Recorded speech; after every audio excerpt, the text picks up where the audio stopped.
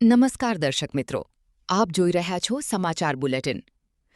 ભાવનગરથી એક મોટા અને દુઃખદ સમાચાર સામે આવી રહ્યા છે.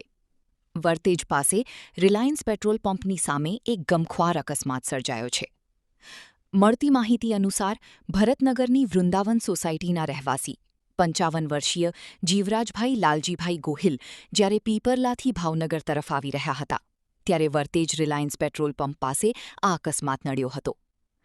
અકસ્માત એટલો જોરદાર હતો કે ઘટના સ્થળે જ લોકોના ટોળા એકઠા થઈ ગયા હતા. જ્યારે ટ્રક ડ્રાઈવર ટ્રક પાછળ લઈ રહ્યો હતો તે સમયે પાછળ ઊભેલા જીવરાજભાઈને ઉપર ટ્રક ચઢી જતા તેમને સારવાર માટે ભાવનગર સર્ટી હોસ્પિટલ લાવવામાં આવ્યા હતા, જ્યાં ફરજ ઉપરના ડોક્ટરે તેમને મૃત જાહેર કર્યા છે. પોલીસને આ અંગે જાણ કરવામાં આવી છે અને આગળની કાર્યવાહી હાથ ધરવામાં આવી છે. ભાવનગરના તમામ સમાચાર સૌથી પહેલા મેળવવા માટે અમારી ચેનલને સબસ્ક્રાઇબ કરો. સમાચાર બુલેટિન. રિપોર્ટર હિરેન મારુ, ભાવનગર.